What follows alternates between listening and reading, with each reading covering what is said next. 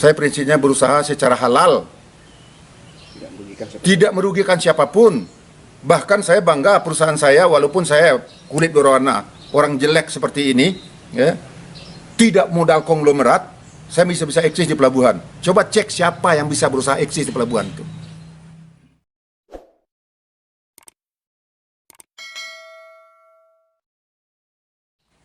PT Kaluku Maritima Utama itu sudah ada di pelabuhan dari tahun jauh sebelum saya jadi anggota DPR RI. Saya mulai berkecimpung di Pelabuhan Tanjung Priok dari tahun 1996. Sedangkan saya mulai menjadi anggota DPR tahun 2004 lah. Semasa saya berkecimpung di pelabuhan itu, pelabuhan waktu itu sudah mengatur sistem TO-TO. Dan TO yang resmi itu dilakukan tender tahun 2000 pertamanya. Yang ikut itu banyak sekali sampai 70, karena jumlah PBM di situ sampai 100 lebih. Alhamdulillah saya dapat salah satu pemenang di salah satu TO atau birai yang ditenderkan oleh Pelindo. Perlu saya jelaskan di sini bahwa Pelabuhan Tanjung Priok itu memiliki banyak sekali dermaga dan banyak sekali birai-birainya. Dan dari tahun awal-awal itu, tahun 2007, sudah ada pembagian-pembagian sesuai dengan klasifikasi perusahaan-perusahaan yang ada. Tahun 2000 itu dibagi menjadi 17 atau 18 terminal operator. Mulai dari dermaga 001 sampai dermaga 009. Ada lagi dari dermaga mulai namanya berbeda-beda ya. 101 Utara sampai 101 Utara, 100 sampai ke 115. Ada juga nama di antara itu disebut dengan namanya Salman Semen. Itu di arah 114. Ada juga dermaga yang namanya terminal penumpang.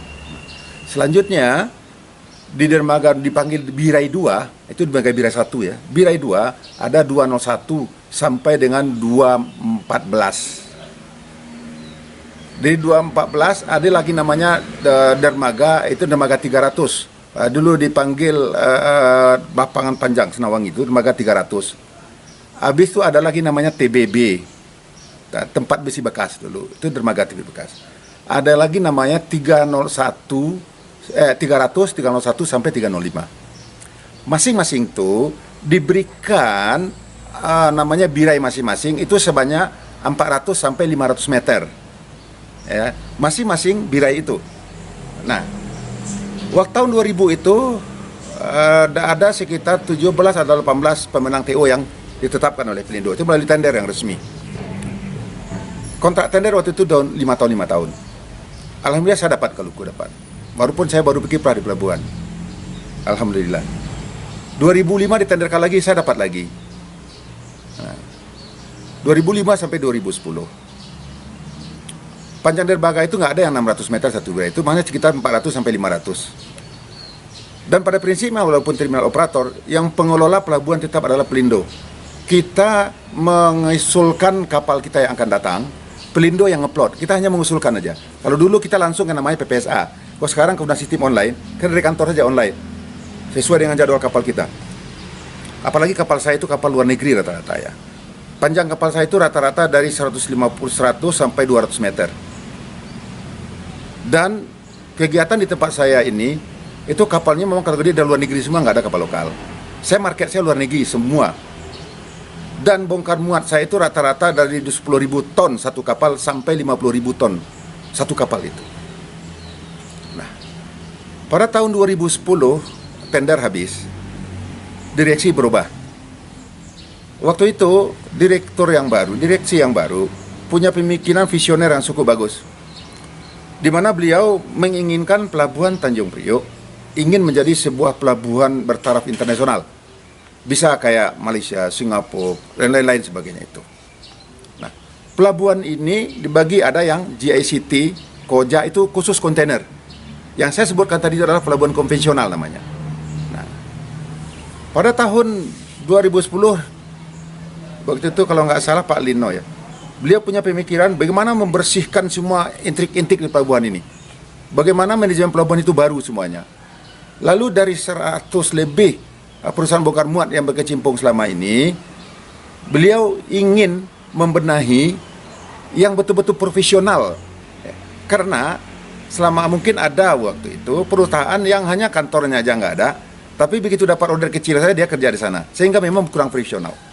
Sedangkan beliau menginginkan pelabuhan ini dikelola dengan cara sebaik-baiknya, profesionalitas yang tinggi dan bertaraf internasional. Beliau membuat aturan baru dengan menseleksi semua perusahaan bongkar muat yang ada di pelabuhan Tanjung Priok. Dari yang aktif waktu itu hampir 100 itu, 70 lah, 90 berapa lah, saya nggak ingat. Kaluku termasuk salah satu yang lolos, bahkan dapat ranking nomor 2. Dari segala aspek profesionalitas. Baik itu aspek keuangan, aspek marketing, ataupun kinerja yang operasionalnya. Begitu dapat ada dibagi waktu itu menjadi 18 atau berapa terminator yang bida-bida yang dapat. Setelah dinilai klasifikasi ini, masing-masing itu kembali ditempatkan sesuai dengan kriteria kapal-kapal mereka yang masuk. Karena kapal-kapal saya memang kapal-kapal besar, saya tetap di bidai saya yang itu memang waktu itu agak dalam draftnya. Tapi banyak lagi yang adalah hampir sama. Nah, penempatan perusahaan bongkar muat itu sesuai, ada yang kapal lokal dapat di bidai yang lokal. Ada yang kapal internasional tempatnya yang sini gitu. Nah, waktu itu direksi mengundang seluruh PBM yang telah ditetapkan kriterianya sebagai orang yang lulus kualifikasi. Direksi waktu itu mengumumkan bahwa siapapun yang ingin bekerja di pelabuhan, bermitra dengan pelabuhan, itu harus melakukan investasi. Baik investasi SDM-nya, karena harus profesional, syarat-syaratnya harus ada ini, harus ada itu, dan harus ada ininya semua, termasuk investasi alat. Kebetulan di dermaga saya, yang biasa tempat kapal saya sandar, bukan dermaga saya ya, yang biasanya kapal saya sandar, itu semuanya miliknya Pelindo. Pelindo yang mengatur semua siapa yang ini. Yang biasa tempat saya sandar, karena sudah dipilah-pilah, luar negeri di sini, dalam negeri di sini, yang ini segini. Waktu itu kami diwajibkan investasi.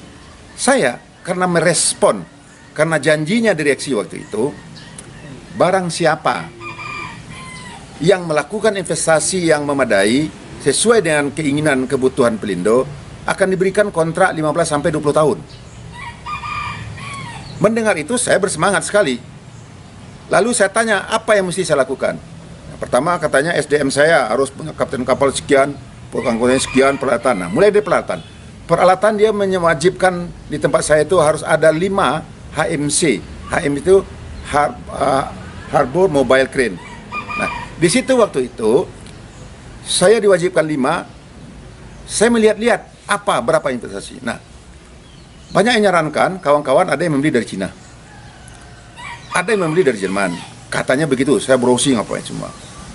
Akhirnya saya memutuskan saya mengambil barang dari Jerman.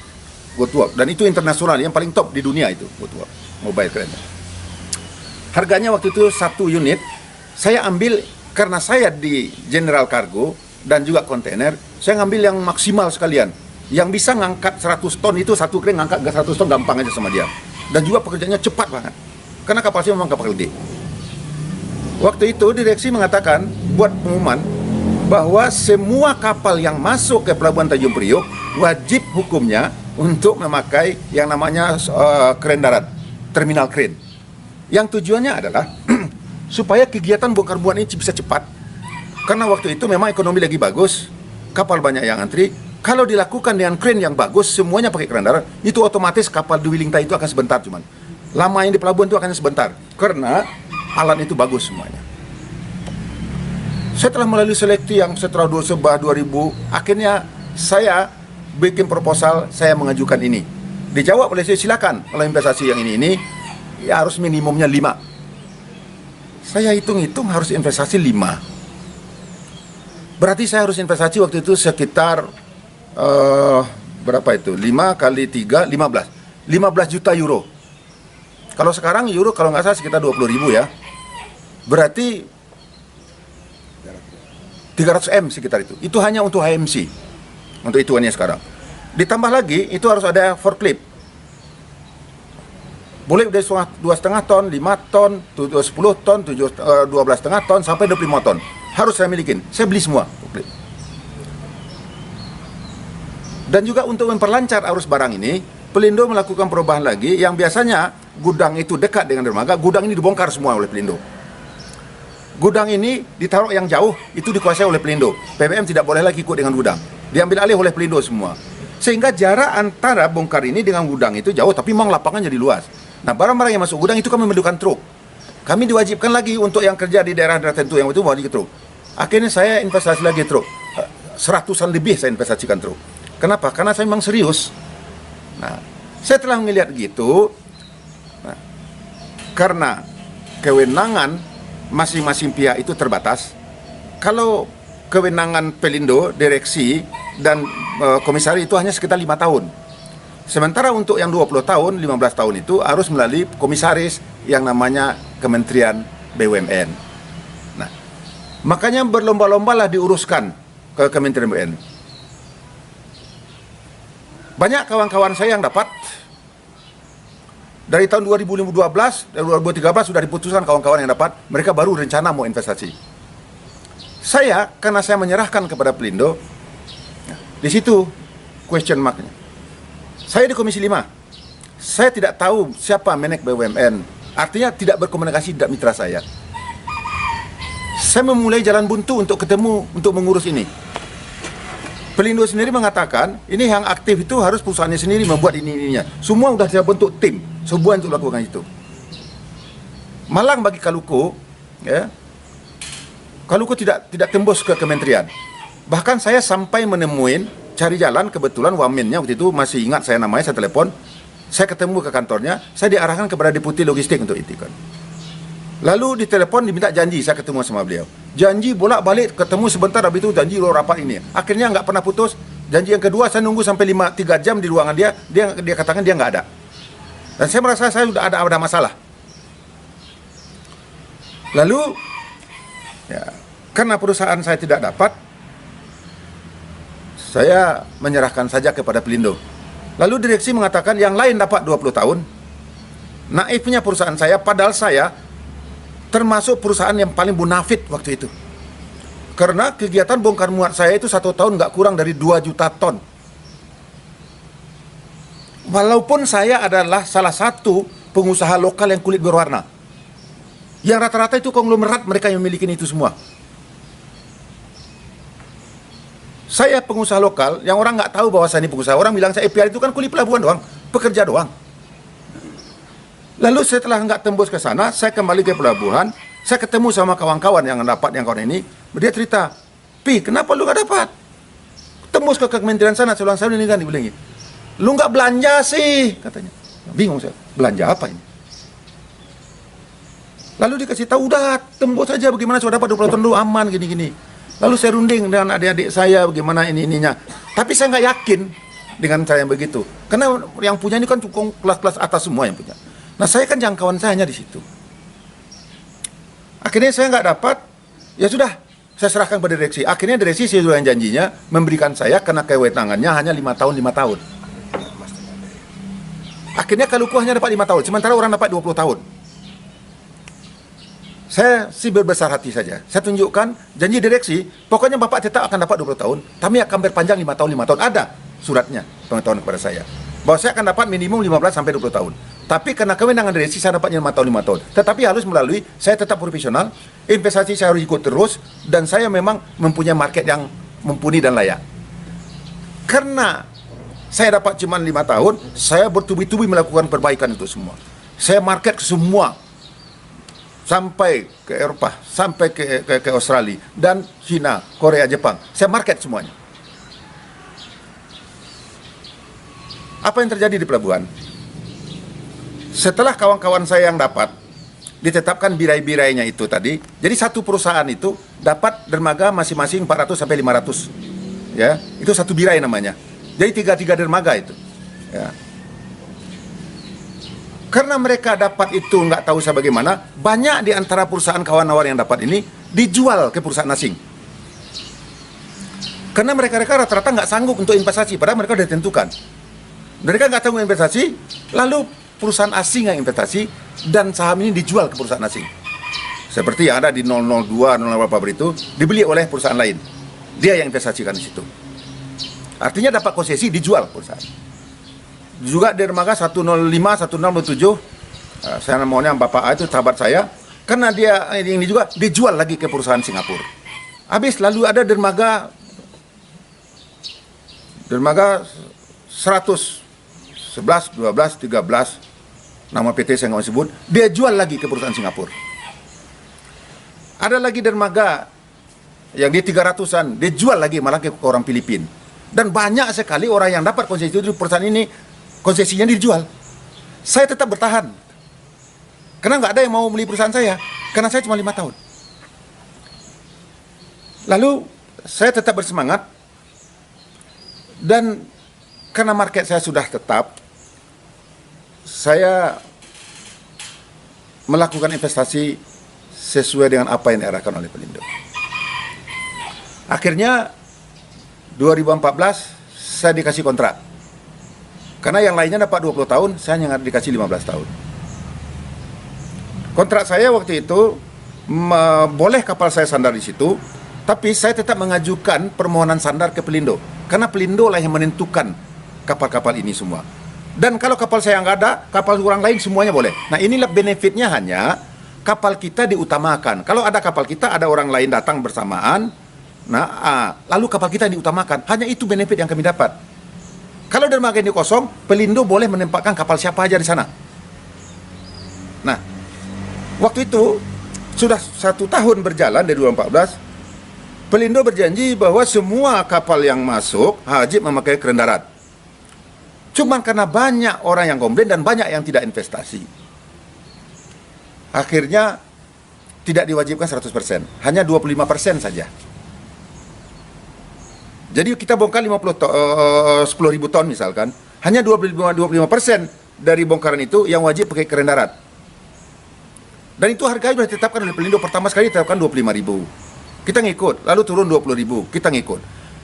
Dermaga yang dikatakan bahwa dermaga itu yang namanya dermaga miring, yang katakan kawan saya itu, yang anggota dewan yang terhormat, itu adalah dermaga dari 113 ujung, dermaga Salman Semen, dan dermaga 114, dermaga 115, dan dermaga 200. Itu memang miripnya begini, karena Pelindo itu kan nggak lurus semua. Jadi begini, lurus, nanti di sini ada beloknya begini kayak L bilang. Tapi itu tuh layak, di sini ada gudang apanya semua bagus posisinya. Dulu ini dikuasai oleh namanya DUT. DUT itulah Divisi Usaha Terminal milik Pelindo. Mereka yang mengerjakan.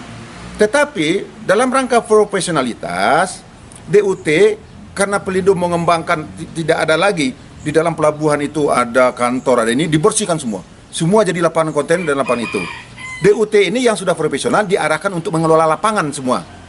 Nah, sehingga dermaga ini dikelola oleh itu menjadi dermaga umum namanya. Dermaga umum ini siapa saja boleh masuk. Dan kemarin itu dilakukan perubahan, Pelindo membuat anak perusahaan namanya PTP. PTP inilah yang mengelola pelabuhan. Kalau dulu namanya di pelabuhan Tanjung Priok itu namanya ada GM. Direksi, lalu itu GM. Direksi untuk seluruh Pelindo 2, GM untuk semua pelabuhan-pelabuhan yang ada. Jadi dari Pelindo 2 ini, pelabuhan Tanjung Priok, GM Tanjung Priok. Ada namanya Panjang, pelabuhan Panjang, GM. Teluk Bayur, kita termasuk pelabuhan 2, GM Teluk Bayur. Pangkalan Balam, dan lain semuanya seperti itu. Waktu itu ada berubah namanya di Tanjung Priok itu namanya PTP. Tidak ada lagi namanya GM Tanjung Priok. PTP ini, dia adalah fasilitator untuk menetapkan siapa kapal-kapal yang sandar semua. Karena ini dermaga umum, mereka coba juga untuk kerja. Lalu mereka coba untuk market. Tetapi, nggak tahu saya apa yang terjadi, pekerjaan mereka itu nggak sampai 1% dari semua kapasitas yang ada. Akhirnya itu dipakai untuk dermaga umum. Semua orang boleh kerja di situ. Orang yang nggak dapat TO, yang nggak investasi, dan menampung keadilan semua, Pelindo memberikan semua orang itu boleh di sini. Dan yang nggak punya investasi yang fasilitas itu boleh kerja juga di mana saja, kecuali kapal orang itu nggak ada. Apabila kapal orang itu nggak ada. Jadi orang yang investasi hanya dapat prioritas itu. Dan untuk Bapak Ibu ketahui, di Pelabuhan Tanjung Priok itu, ya, setelah ditetapkan pemakaian alat, Lalu dirubah lagi, nggak boleh lagi yang general cargo itu mau melakukan kontainer. Sedangkan saya sudah investasi untuk alat saya ini combine untuk kontainer juga. Cuman dapat saya 1 tahun, itu berubah lagi. Dermaga saya hanya khusus untuk general cargo. Dan saya tidak boleh melakukannya. Pada investasi saya untuk kontainer sudah banyak juga. Berapa puluh miliar duit saya waste. Akhirnya barang-barang itu jadi besi bekas saja di lapangan saya. Saya masih sabar. Saya bilang nggak apa-apalah. Yang penting sebenarnya kita semangat. Kita buktikan kita ini kan. Setelah 2014-2015 itu, terbukti memang karena saya semangat, selalu beberapa tahun saya dapat ranking 1 terus, dapat piagam terus. Karena kegiatan saya itu orang lain dalam keadaan susah, saya selalu nggak kurang. Sampai sekarang, boleh ditanya rata-rata di Pelabuhan Tanjung Priok, siapa perusahaan bongkar muat yang merajai kegiatan bongkar muat general cargo di sana.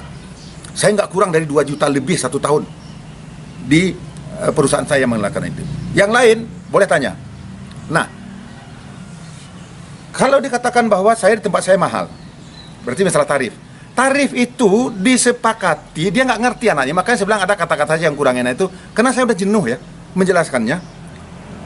Di tarif itu disepakati sesuai dengan aturan Kepmen, bahwa tarif itu didatangkan berdasarkan kesepakatan bersama antara asosiasi terkait.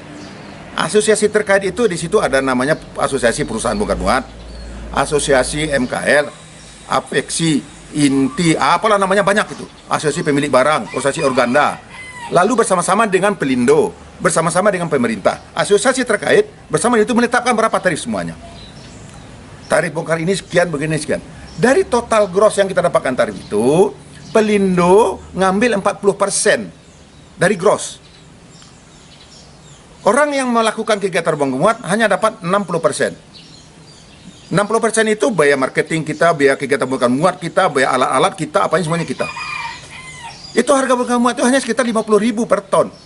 60.000. Kalau diambil sama dengan 40%, berapa cuma kita per tonnya? Dan sekarang kita mesti tahu bahwa kita sudah investasi banyak, ya. Lalu orang yang nggak punya investasi, bahkan PBM yang nggak jelas apa itu, berlomba-lomba mencari pekerjaan. Mereka menghantamkan harganya itu bukan menurun karena tapi diskon istilahnya sama mereka. Sehingga terjadi persaingan yang sangat ketat. Alhamdulillah walaupun persaingan yang sangat ketat, banyak perusahaan-perusahaan yang gugur nih. Ya udah nggak mampu, bahkan ada kawan saya karena minjam duit bank itu sampai rumahnya pun udah tergadai. Karena memang nggak mampu. Alhamdulillah saya dengan segala upaya, ya, memang tim saya ya selalu banyak berdoa dan berusaha.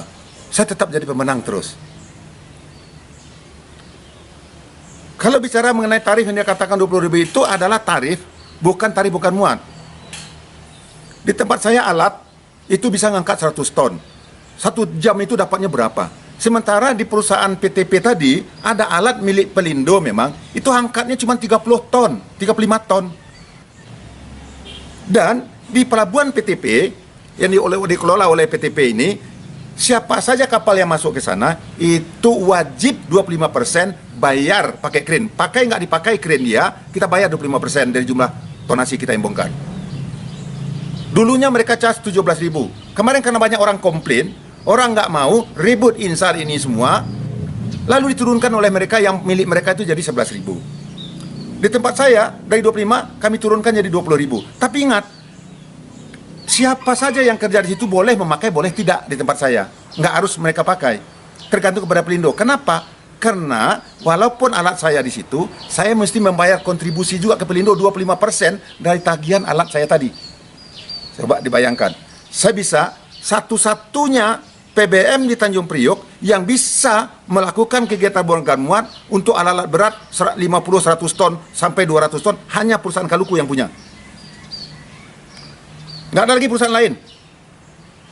Saya investasi karena memang saya ratusan miliar. Karena saya siapkan untuk itu. Dan kalau dikatakan di tempat di sini 11.000, di tempat saya 22.000, saya akan membayar 25%. Kalau di PTP dia kerja, kan ibaratnya crane itu kecil ya kayak begitu. Masa mana yang lebih mahal? Ya, sewa motor dengan sewa mobil dan sewa truk.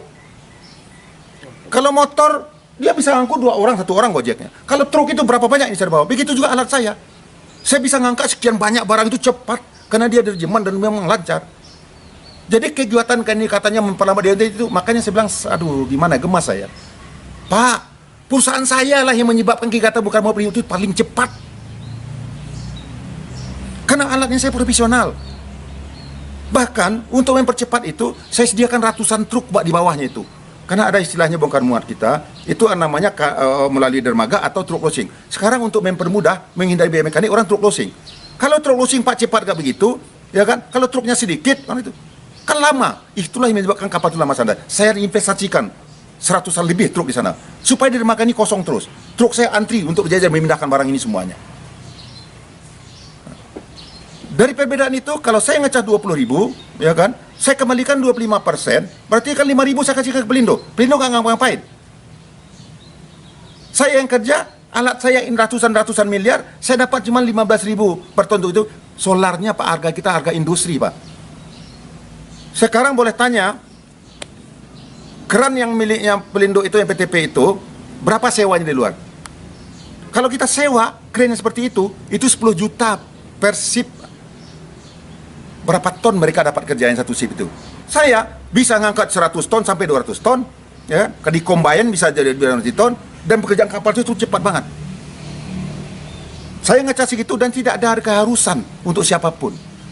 Dan dikatakan saya memonopoli, saya istimewanya di mana? Justru saya merasa bingung.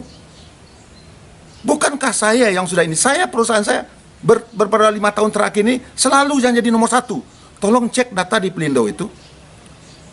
Siapa yang paling patuh, siapa yang paling profesional, dan siapa yang paling banyak marketnya. Dan selalu dikatakan saya anggota DPR, demi Allah setahun sekali saya belum pernah itu datang ke pelabuhan, kecuali kalau ada masalah. Karena saya serahkan semuanya kepada manajemen. Saya hanya kerjaan saya market keluar. Saya datang ke Cina. Kemarin baru saya keliling ke Cina. Saya datang perusahaan-perusahaan yang bagus itu semua. Saya lobby orang itu semuanya. Itu menyebabkan orang percaya. Orang taunya Captain Epi, perusahaan asing taunya Captain Epi. Makanya alhamdulillah perusahaan saya eksis sampai sekarang walaupun kita corona ini. Saya tahun corona kemarin itu nggak kurang dari 2 juta ton kegiatan bongkar muat di dermaga yang saya lakukan. Dan kami tidak pernah membatasin orang kerja sini, kami nggak ada. Kalau kapal kami nggak ada, perusahaan lain boleh. Kalau ada katanya Pak Dewan yang terhormat mengatakan bahwa dari TAP 28 ini sekitar 1 minggu 20 kapal. Kasih tahu ke saya 20 kapal dari mana? Ya kan? Dermaga mereka itu panjangnya sekian. Kapal apa yang dibongkar? Kapal ikan kali ya? Yang anti sampai 20 kapal gitu. Nggak ada kapal antri di pelabuhan Tanjung Priok, Pak. Sekarang dermaga itu banyak kosong, orang bongkar muatnya sedemikian kurang. Tanya data-data ke titiknya Pelindo. Justru dermaga yang paling sering penuh itu dermaga saya. Karena kapal saya yang paling banyak. Saya nggak bangga ya. Saya terpaksa menceritakan ini karena dikatakan saya merugikan Pelindo, memperlambat Dwi Intan. Justru perusahaan saya yang percepat Dwi Intan. Karena saya satu-satunya perusahaan yang di General Cargo yang melakukan investasi untuk mempercepat arus barang itu semua. Yang lebih sedihnya, di antara perusahaan itu sekarang yang dapat konsesi, mereka udah pada jual-jualin konsesi mereka itu ke perusahaan asing. Berapa banyak orang Singapura yang berkuasa sekarang di situ. Yang saya heran, orang yang memiliki dermaga yang menguasai nggak boleh lain kapal masuk, nggak ada masalah. Kok saya, orang kampung bodoh, kulit bukan ini yang dipanggil si Epi, kulit pelabuhan itu, hanya berusaha, kok saya diinikan gitu loh. Makanya saya kata-kata, ada kata-kata yang itu memang saya sudah sedih banget saya, betul-betul sedih saya. Prihatin saya, benar-benar prihatin saya. Betul mendengar kalimat itu saya nggak sempat baca, Pak. Cuma saya sedih banget, prihatin saya. Ada apa? Kenapa orang ini membabi buta? Dan kata-kata itu panjang banget. Dari gesturnya jelas orang ini iri atau bagaimana, nggak tahu saya. Dia nggak ngerti semua ya, perusahaan bongkar muat yang dikasih bira itu rata-rata panjangnya memang 400 sampai 500 meter.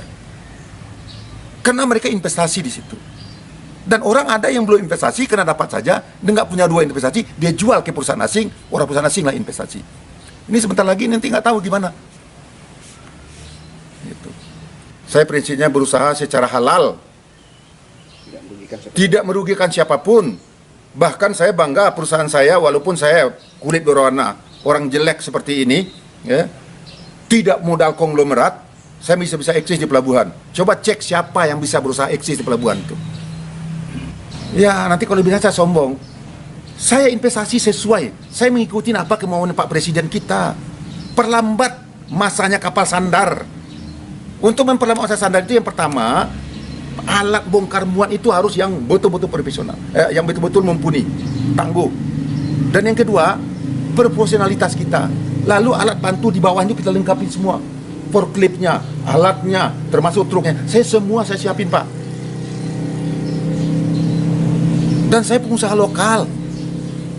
Kok saya ini, kenapa nggak perusahaan-perusahaan yang dijual ke orang asing itu yang ditanya oleh dia? Dan dia juga menguasai semua. Panjang lembaganya sama dengan saya. Dan kalau dikatakan PTP itu Pak, dia fasilitator. Rencananya dulu Pelindo akan melaksanakan apa itu kamu semua, tapi kan nggak mampu, kan tergantung marketingnya Pak. Pelindo sudah membentuk tim untuk melakukan market, makanya dibentuk PTP, tapi nggak jalan kan? Karena Pak nggak gampang Pak untuk pakai marketing ini. Banyak intrik-intriknya, market ke perusahaannya, ownernya, market kepada general agentnya, nanti market kepada yang pemilik barangnya.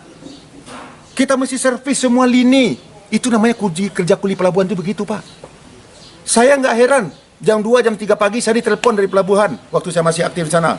Pak, ini barang ini begini tersendat di gudang sana begini ini. Terpaksa kita telepon lagi ini. Jadi, aduh, ya. Kita profesional, kita mengikuti apa semua kebutuhan Pelindo. Bahkan Pelindo menawarkan kepada kami kemarin, karena dia lihat perusahaan saya ini bonafit, dia mencoba untuk mau membeli saham saya. Dan saya katakan silakan Pak, yang penting saya bisa berusaha. Kalau Pak mau jadi bos saya senang banget, silakan. Lakukanlah appraisal. Dan dibentuk tim 2 dilijen Pak untuk melakukan ini. Cuman karena COVID dan karena ada keinginan untuk memerger, mereka sekarang sibuk merger Pak. Nah, saya menunggu saja kalau mau dibeli perusahaan saya, diambil saham saya sebagian nggak ada masalah. Saya nggak tamak juga kok, karena saya tahu saya akan numpang di pelabuhan yang milik negara.